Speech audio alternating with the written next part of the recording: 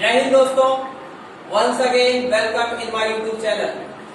Guys, पिछले video में हमने डिस्कस किया था पार्ट्स ऑफ स्पीच के बारे में।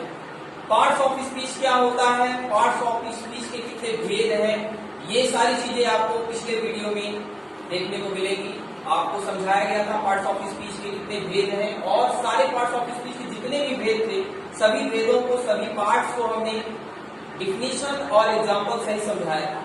अगर आपने हमारे पिछले वीडियो को, प्रीवियस वीडियो को नहीं देखा है तो आप जाकर के उसको पहले वॉच कर लें, पहले देख लें, इसके बाद इस वीडियो को देखें। गाइस, आज के इस वीडियो में हम लोग डिस्कस करेंगे पार्ट्स ऑफ स्पीच के जो प्रकार हैं उनके एक एक प्रकार को जानेंगे, साथ ही साथ उनके कॉमन एरर्स के बारे में भी जानेंगे। तो शुरुआत करते हैं।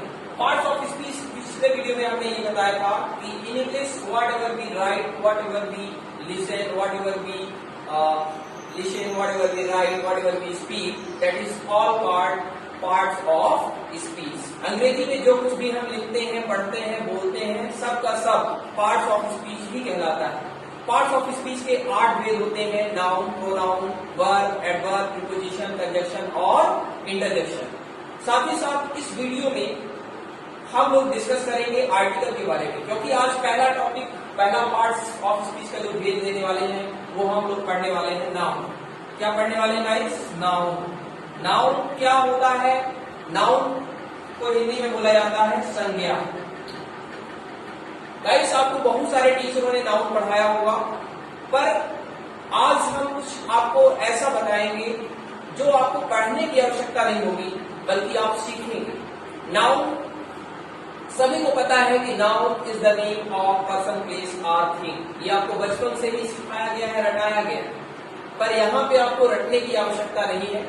इस वीडियो के माध्यम से आप नाउन को समझेंगे कि नाउन वास्तव में है क्या और नाउन का यूज क्या है।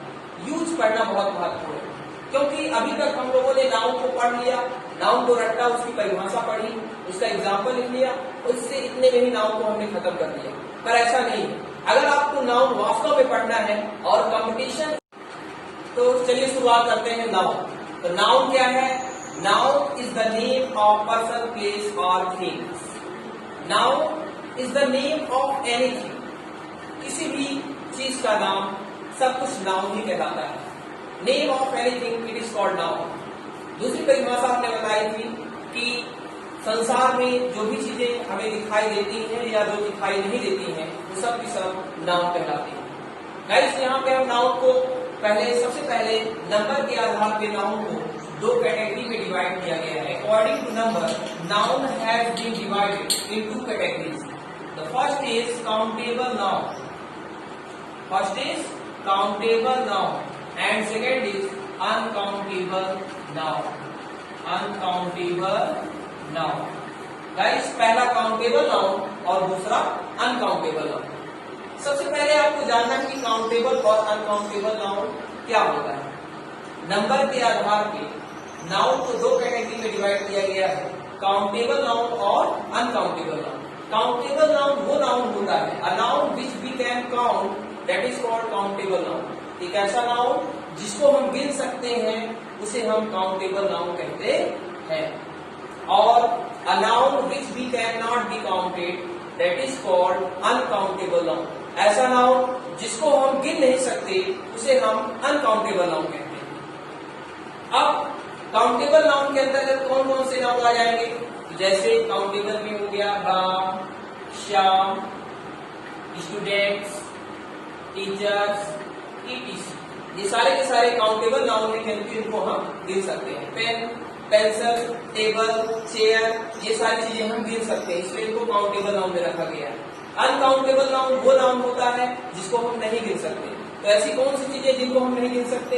तो जैसे नॉलेज हो गया, KNOWLEDGE, knowledge, experience, feeling, love, emotions, इनको हम नहीं गिन सकते। एयर, ये सब अनकाउंटेबल नाउन की श्रेणी में आते हैं। तो गाइस, काउंटेबल और अनकाउंटेबल नाउन के बाद अब हमें ये देखना है कि वास्तव रूप में नाउन कितने प्रकार का होता है।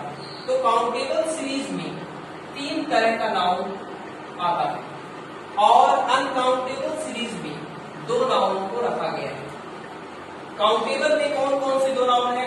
तो पहला नाउन है प्रॉपर नाउन। कौन सा नाउन गाइस? Proper noun. दूसरा है कॉमन नाउन। तीसरा है कलेक्टिव नाउन। चौथा है ऑब्स्ट्रैक्ट नाउन। पांचवा है मटेरियल नाउन। गाइस इनके नाम आपको पहले से भी पता होगा, आपको केवल ध्यानपूर्वक सुनना है हम जो भी बोल रहे हैं। जो चीजें आपके लिए बहुत ही महत्वपूर्ण लग रही हैं एग्जाम के दृष्टिकोण से, उनको नोट भी करते रहना है। फिलहाल अभी आपको यहाँ पे अंग्रेजी पढ़ना नहीं है, अंग्रेजी सीखना है। काउंटेबल नाउन को 3 सीरीज में डिवाइड किया गया है, प्रॉपर नाउन, कॉमन नाउन और कलेक्टिव नाउन। और अनकाउंटेबल नाउन को 2 सीरीज में डिवाइड किया गया है, पहला ऑब्स्ट्रैक्ट और दूसरा मटेरियल नाउन। तो काउंटेबल नाउन में सबसे पहले हम लोग पढ़ेंगे प्रॉपर नाउन, फिर इसके बाद पढ़ेंगे कॉमन नाउन, फिर इसके बाद पढ़ेंगे कलेक्टिव नाउन, फिर ऑब्स्ट्रैक्ट, फिर मटेरियल। तो 1 बाय 1 आपको डिफिनीशन भी बताई जाएगी, एग्जाम्पल भी समझाया जाएगा और साथ ही साथ आपको कॉमन एरर्स जो एग्जाम में आता है, डिटेक्टिंग द एरर्स, वो आपको बताया जाएगा।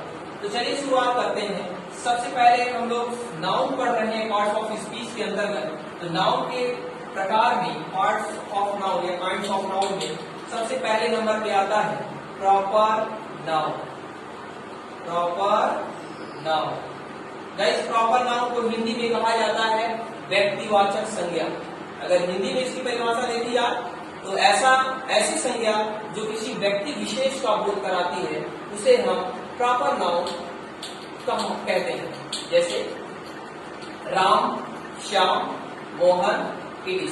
आपका जो भी नाम है वो सब प्रॉपर नाउन है, किसी व्यक्ति का विशेष नाम। इंग्लिश में अगर इसकी परिभाषा देखेंगे तो a noun that represent name, person, place or things and a special identifying that is called proper noun। ऐसा नाउन जो किसी विशेष प्रकार व्यक्ति का बोध कराता हो या किसी स्थान का बोध कराता हो या उस वस्तु के नाम का बोध कराता हो, वह प्रॉपर नाउन कहलाता है। नाम का बोध कराए, स्पेशल नाम, उसका जो वास्तविक नाम हो उसका बोध कराए, वो प्रॉपर नाउन कहलाता है। एग्जाम्पल के लिए जैसे हमने यहाँ पे लिखा Ram. So guys, proper noun क्या है? प्रॉपर नाउन में राम हो गया, श्याम हो गया, मोहन हो गया, ये सब प्रॉपर नाम को दर्शाते हैं, प्रॉपर नाम। इसी तरह से प्रॉपर प्लेस का नाम जैसे सिमरिया हो गया, रीवा हो गया, ठीक है, सतना हो गया, एमपी हो गया, बिहार हो गया, यूपी हो गया, ये प्लेस के नाम को दर्शा रहा।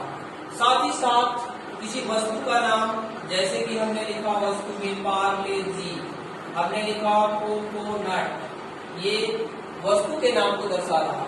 तो proper noun is a noun which is identify the special name, special place name and special things name. That is called proper noun. Second is common noun. A common noun is which is represent the cost of noun, that is called common noun. Common noun में जैसे कि हमने लिखा यहाँ पे students, students आपका common noun है। इसी तरह हमने लिखा यहाँ पे क्लास, क्लास यहाँ पे कॉमन नाउन है। यहाँ पे हमने लिखा बिस्किट, बिस्किट यहाँ पे कॉमन नाउन है। साथ ही साथ जितने भी पद के नाम होते हैं, पीएम हो गया, सीएम हो गया, डीएम हो गया, कलेक्टर हो गया, जितने भी पोस्ट के नेम होते हैं वो सब के सब कॉमन नाउन कहलाते हैं। गाइस, आपको प्रॉपर नाउन और कॉमन नाउन समझ में आ गया होगा। एक और एग्जाम्पल छोटा सा दे रहे हैं। जैसे मान लीजिए कि हमने आपको 10 रुपए दिया और हमने कहा कि आप मार्केट जाइए और बिस्किट लेके आइए। आप मार्केट गए बिस्किट लेने के लिए, तो आप मार्केट से पार्ले जी लेकर के आते हैं। जब आप हमारे पास आते हैं तो हमने कहा कि पार्ले जी हमें बिल्कुल नहीं पसंद है, तो हमने कहा कि भाई पार्ले जी लौटाओ, दूसरी बिस्किट लेके आओ, इस बार जाना और दूसरी बिस्किट लेके आना। तो आप कहोगे कि सर आप फालतू में परेशान कर दिया, आप फालतू में हमें परेशान कर दिए। आपको प्रॉपर नाम बताना चाहिए। आपके द्वारा कहा गया कि आपको प्रॉपर नाम बताना चाहिए। प्रॉपर नाम का मतलब प्रॉपर नाउन बताना चाहिए। अगर आप नाम बताए होते तो हम उसको लेके आते। तो हमने भी कहा कि भाई हमसे गलती तो हो ही गई, हमने बिस्किट कहा था तो ये भी बिस्किट है। तो बिस्किट एक जाति का बोध कराती है और जो प्रॉपर नाउन है वो एक विशेष नाम को बोध कराता है, विशेष नाम। तो अगली बार जब आपको हम भेजेंगे तो हम बोलेंगे भैया ओरियो लेके आना, कोकोनट लेके आना, ठीक है, गुड डे लेके आना। ये जो coconut, good day, Oreo, Parle G, ये सब प्रॉपर नाम को दर्शाते हैं और जो बिस्किट है वो कॉमन नाम को दर्शाता है। तो कॉमन नाउन आपका बिस्किट हो गया और बिस्किट की जो कैटेगरीज है, जो अलग अलग क्वालिटीज में बिस्किट आती है, तो सब आपका क्या कहलाता है? प्रॉपर नाउन कहलाता है। Right, I hope that you will getting. और इसके बाद हम चलते हैं प्रॉपर नाउन और कॉमन नाउन, आपको समझ में आ गया होगा। सो गाइस, इसमें हमको ये समझना है कि प्रॉपर नाउन और कॉमन नाउन से क्वेश्चन एग्जाम में कैसे पूछे जाते हैं और इनका यूज कहाँ पे होता है। तो गाइस, सबसे पहले हम लोग चलते हैं प्रॉपर नाउन। तो प्रॉपर नाउन में कॉन्सेप्ट नंबर फर्स्ट ये याद रखना है कि before proper noun always start with capital letter. Proper noun की शुरुआत हमेशा कैपिटल लेटर से ही होती है। अगर आप प्रॉपर नाउन को स्मॉल लेटर से लिख देते हैं तो वो गलत हो जाएगा। जैसे हमने लिखा RAM, ये आपका प्रॉपर नाउन है राम। अगर यहीं पर हमने RAM लिख दिया, स्मॉल r कर दिया, तो गाइस ये RAM ये आपका नाउन है और ये जो रैम बन गया है, रैम आपका वर्ब है और रैम का मतलब होता है टक्कर मारना।